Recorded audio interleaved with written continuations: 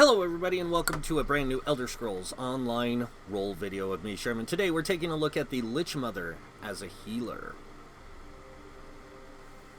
And let's get to it. So here we are, Lich Mother. It is a Breton Necromancer. As you can see, we have 64 points in a Magicka. This is going to give us 33k Magicka with 24k health, 13k stamina, a 1077 mag recovery. Our magic damage is coming in at 2111. And we have a 40% spell critical. Our spell resistance is 20,000. Our physical resistance is 17,000. We are using the Ritual Mundus Stone to give us extra healing done. We do have Major Prophecy and Minor Heroism at all times. We are a vampire, and we are using Witch Mother's Potent Brew to give us max Magicka and health and the magic recovery to help us sustain better as a healer. Alright, moving on to equipment now. With this, you are going to want to use Power Pots and Witch Mother's Potent Brew. Like I said, you can also use the the Clockwork Citrus Fillet, the Gold Food. And with it, I would suggest using the spell, what's called a Spell Power Pot. Basically gives you Magicka back, Magic Recovery, Major Sorcery, Major Prophecy. Even though you have the Major Prophecy already, you can use it to increase your spell damage. Alright, going over the sets. One of the sets we're using is Nearneth. We have this here because it gives us max health, and then the two-piece, when you deal direct damage, you have a 10% chance to summon a Lich Crystal that explodes after 2 seconds, dealing 11,264 magic damage to all enemies within 4 meters. This effect can occur once every 3 seconds. Now, remember, this is here to just help you and your group with damage. That's it. Julianus is our next set. This increases your spell critical, your max Magicka, spell crit, and spell damage. This also helps you with your spell, with your healing, and your ability to heal more effectively. Moving on, we are using Shulks. Shulks gives us max health, more spell damage, more spell critical, and minor heroism at all times while you are in combat, generating one ultimate every 1.5 seconds. And you're just pretty much generating ultimate non-stop while you're in the fight. This is going to help you allow you to use synergies and ultimates a lot more effectively, and you can also throw out synergies, which is really good for your group. Alright, moving on. The first weapon we have is a Shulk's Lightning Staff infused with a Disease enchantment. This is mainly to apply Minor Defile to enemies, and the Lightning Staff is pretty much just going to help us with our resource return. On the back bar, we are using a Shulk's Restoration Staff. As you can see, we're using an infused one with Weakening. This reduces enemy spell and weapon damage by 452 for 5 seconds. Going over the traits and stuff on the gear, we are using 3 infused on the big pieces with the Tri-Stats. This is going to give us more health, magic, and stamina to be more versatile in the type of roles we want to play. We are using Magicka enchants on the smaller pieces with Divines. This is going to give us more Magicka, and it's going to allow us to use our Mundus Stone to a greater advantage. On the jewelry, we are using 2 Trirunes with spell damage. This is going to help us also build out our max health, magic, and stamina to be more versatile in our build. And this 2 spell damage is just to help us with our damage overall. On the necklace, we are using infused with a reduced spell cost. This is going to save us resources. Since we are a Breton, we get reduced resource cost, and this is going to help with that. Now that I've shown you all the equipment, now we're going to jump over to skills. Starting with the class skills, make sure that you unlock all your class passives, because you never know what skills you might want to use on your bar with any given role. Also, make sure you unlock both Destruction Staff and Restoration Staff for the purpose of the way this build works. Light Armor, top 3. Grace is going to give you effectiveness to snares applied to you, reduce the effectiveness of snares applied to you by 4%. It's also going to reduce your cost to sprint by 3%. Evocation is going to increase your mag recovery by 4%, and it's going to reduce the Magicka cost of your abilities by 2%. And then we have Spell Warding, which increases your spell resistance by 363 for each piece of light armor equipped. Medium armor. If you do choose you want to focus on playing this character well-rounded, you can change out one of the gear sets, like the one that gives you Minor Heroism Shulks to a damage-dealing set. You can do that, and you can take advantage of the top 2 medium armor passives here. This one increases your weapon critical by 328. Windwalker increases your stam recovery by 4% for each piece of medium armor equipped and reduces your stamina cost of abilities by 2%. Athletics is the main one we're concerned about, though. This increases your movement speed bonus of sprint by 3% for each piece of medium armor equipped and reduces your dodge roll cost by 4% for each piece of medium armor equipped. Heavy armor, you're going to take all the passives and the ability at top. The reason you're going to take all the passives is because it's going to really help you with your survivability. First one is Resolve. This one increases your spell physical resistance by 362 for each piece of heavy armor equipped. You can see we have 1811 or 1811 resistances added to our character. This allows us for greater survivability even when we're playing a healer. Constitution increases our health recovery by 4% for each piece of heavy armor equipped. Really good if you want to focus into health recovery on your character, you can do that. And it also, you restore 1008 magic and stamina when you take damage for each piece of heavy armor equipped. This effect occurs once every 4 seconds. As you can see, whenever we take damage, every 4 seconds we get 541 magic and stamina back. Juggernaut increases your max health by 2% for each piece of heavy armor equipped by 10%. Revitalize increases your magic and stamina return of your heavy attacks by 25% for when wearing 5 pieces or more of heavy armor. Rapid Mending, when 5 or more pieces of heavy armor equipped, you increase your healing received by 8%. Moving over to the world skills, we have Soul Magic. Soul Summons allows you to revive once every hour without spending a soul gem. You can also, I forgot to mention this, but you can also unlock one of these if you choose. Pick the one that fits you best and take it, because it's a really good skill. You can even use Soul Trap if you want to. Soul Lock, killing an enemy with a weapon ability has a 10% chance to automatically fill an empty soul gem. So like this, you can go with the Soul Splitting Trap, or you can go with the Consuming Trap. Either one. This one just allows you to get more, I think, health and max stamina back whenever you fill a soul gem, which is kind of nice. Vampire. We are a vampire with this build. Devouring Swarm. Darken the sky with a cloud of bats, dealing 4,003 magic damage to nearby enemies every 5 seconds, healing you for 3,147 health for each enemy they damage. Next, we have Accelerating Drain. This one will consume the life force of your enemy, doing X amount of magic damage, restoring 25% of the missing health every second for 3 seconds. When you activate the drain, the enemy is stunned for 3 seconds. It comes in handy at times. Baleful Mist. Dissolve into a dark mist, reducing your damage taken by 75% and dealing 1,180 magic damage to nearby enemies every second for 4 seconds. Entering this form removes and grants immunity to all disabling and immobilizing effects, but you cannot be healed and your magic recovery is disabled. Make sure you unlock all the passives for Vampire. Moving on to Fighters Guild. If you want to unlock any Fighters Guild skills, you can do so. Intimidating Presence is mainly for questing, and Banish the Wicked is for Ultimate Gen, for when you're in dungeons and stuff, or even out in the regular world. Mages Guild, make sure you unlock all the passives, it's really important, and the skills to go along with it, depending on what role you choose to play. Psijic Order. Again, same thing. Unlock the skills you want to use because you never know when you'll need them. Undaunted. Unlock the Undaunted skills you would like to use. And make sure you get the 2 Undaunted passives. These are very important. The way you unlock this is by doing dungeons, by the way. Assault skills. These you get from doing PvP, Battlegrounds, or Cyrodiil. It does take some time to get them, but if you can get them, get these skills and choose the ones that are going to most affect you in PvE or PvP. So, your choice. Racial skills. Breton. Make sure you fill these in. Increases max magic by 2,000. Spell Attunement increases your spell resistance by 2310. This effect is doubled if you are affected with Burning, Chilled, and Concussed. Increases your magic recovery by 100.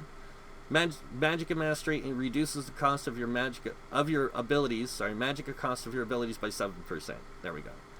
And then in crafting, medicinal use and provisioning, gourmand, and connoisseur. These are going to help you with keeping your foods more active and allowing your potions quicker retime to use.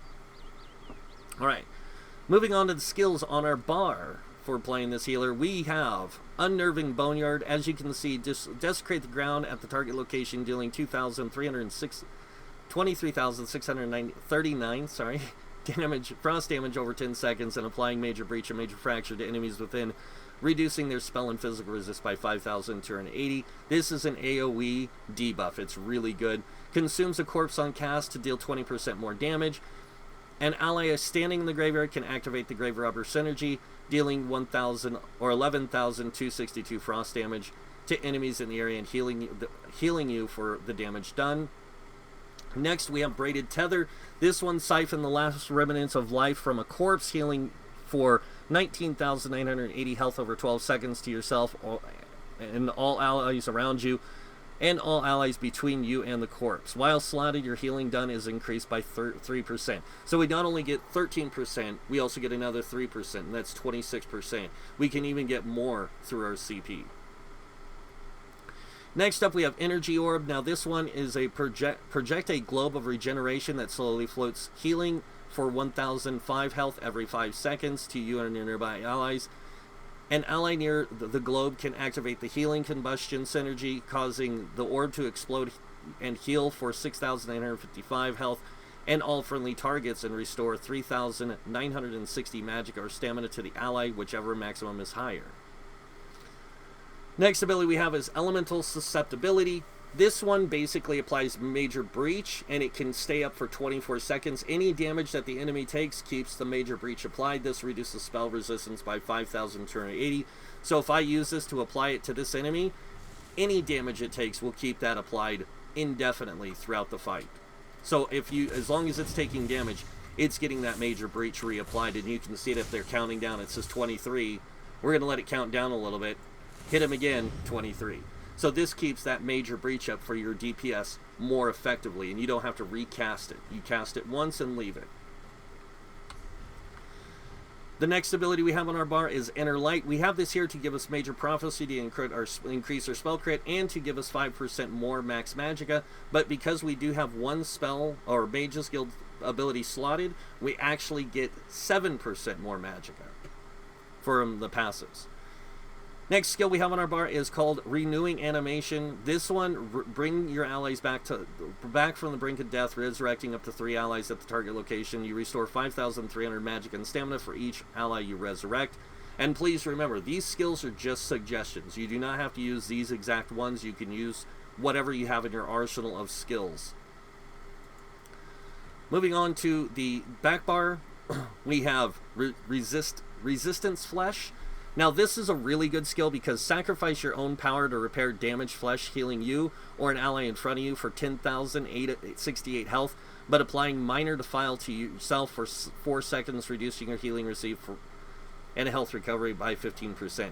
You grant the target spell and physical resistance equal to half the amount healed for 3 seconds. So that's like 5k resistances you can give to an ally. It's really, really powerful. The next ability we have on our bar is Enduring Undeath. Now this one release residual fragments of fallen souls at the target location, healing you and your allies for 7,244 health. Consumes a corpse on cast to continue to heal you and your allies in the area for 7,000 health over 5 seconds. You can consume up to 5 additional corpses to cast with each corpse, extending the duration of the heal over time by 5 seconds. So that's a 25-second heal. And each one boosts the amount of healing and the healing done time. So, really good. Next ability we have is Spirit Guardian. This one conjure a ghostly spirit to do your bidding and stay by your side for 16 seconds. The spirit heals you or the lowest health ally around you every 2 seconds, restoring 2,172 health. While active, 10% of your damage taken or you take is transferred to the spirit instead. Creates a corpse on death. Then we have Remote Totem. This is to call forth an effigy of bone and gives a minor protection to your allies for 9.5 seconds, reducing your damage taken by 8%. After 2 seconds, the totem instills fear in the enemies, holding them in place for 4 seconds. Then we have Inner Light again, mainly for the prophecy and the spell, increased spell max magicka. And then the last ability we have, and you, like I said, these are your choice. You can choose what you want to put here. But I like Replenishing Barrier. This one, invoke a defensive tactic to protect yourself and your nearby allies with wards that each absorb up to 3,382 damage. Each time a ward dissolves, you restore 6 ultimate and 498 magicka. And that is the skills that I choose to run on this build. You can choose other ones. It's up to you. But let's go ahead and move on to our CP. Now, this is using the same CP setup almost as our tank. So I do want to say you can change the CP if you so choose. I just like this because it does give us extra resistances, makes us hardier and harder to kill. So, 56 into Ironclad, reducing damage taken from direct damage attacks by 20%. We have 24 into Spell Shield, reducing our spell resistance by 22, or increasing our spell resistance by 22-30. We have 23 into Thick Skin. This reduces damage taken from damage over time effects by 10%. 43 into Hardy, reducing damage taken from physical poison disease damage by 10%. 43 into Elemental Defender, reducing damage taken from Flame, Frost, Shock, and Magic damage by 10%. And then moving on over here, we have 40 into Bastion. This increases the effectiveness of your damage shields by 16%. 19 into Quick Recovery, increasing healing done, or healing received, sorry, by 5%. And 22 into Heavy Armor Focus, increasing your physical resistance by 2,067. Moving on to the green tree, 40 into Warlord. This reduces your break free cost by 16%. We have 16 into Sprinter, reducing your sprint cost by 10%, and then 16 into Bashing Focus, reducing your bash cost by 10%. Moving on to the middle tree, we have 43 into Arcanus, increasing magic recovery by 10%, 75 into Tenacity, increasing your magic stamina for your fully charged heavy attacks, restore by 14%. Remember, you are in heavy armor, and you are using a Resto Staff, so you get a lot of resource restore from your Resto Staff when you heavy attack. Next up, Tumbling, 40 points. This reduces the dodge roll cost by 16. This also applies at 4% from the medium armor, making it 20. And we have 40 into Shadow Ward, reducing our block cost by 16. Moving on over here, we have 43 into Bless, increasing our healing done by 10%. So remember what I told you. We have 28% with all of our buffs of healing done. That's a huge amount of healing done. This is going to make our heals hit for a lot more. We also have 56 into Elfborn. This increases our critical damage and critical healing done with magic abilities by 20%. And then we have 56 into Elemental Expert, increasing Flame, Frost, Shock, and magic damage done by 12%. Moving on to the middle here, we have 35 into Staff Expert. This increases our damage done with light and heavy attacks from Destruction Staves and Restoration Staves by 20%. We also have 40 into Master at Arms, increasing our damage done with direct damage by 16%. And then 40 into Thaumaturge, increasing our damage done with damage over time effects by 16%. Remember, your Resto Staff and Lightning Staff, which is what we use, both of these are boosted by your heavy attacks through Thaumaturge, because they do what's considered damage over time. So even your Resto Staff does a lot of damage over time, as you can see. So, and if you're running low on resources because you casted a ton of abilities, I'm just going to burn through some Magicka to show you. I can heavy attack with my Resto Staff and get a lot back. I'm getting almost 6k back. So, it's a very powerful tool for that purpose and everything. Now what I'm going to do is I'm going to take this into a dungeon. I'm just going to show you guys its effectiveness at healing. And then you guys can decide from there whether you want to play this character as a healer or, in the other case, as a damage dealer or a tank.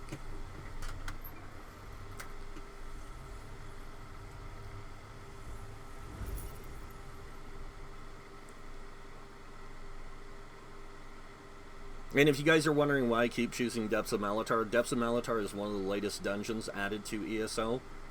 And this just shows you or reflects how effective a character can be in that situation, whether you're playing a tank, a healer, or damage dealer. As in, no one left alive inside. Take it to the Imperial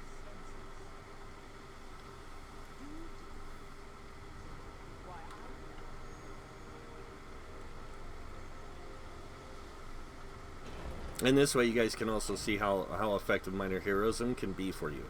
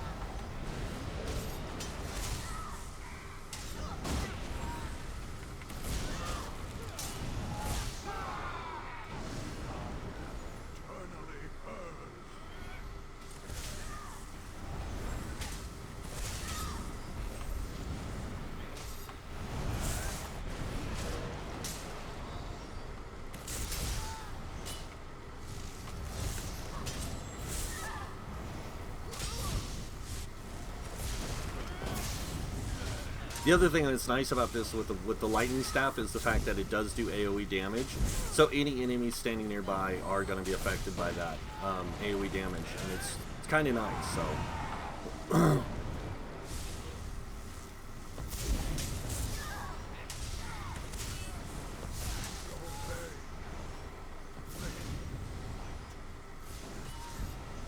And as you can see, I have minor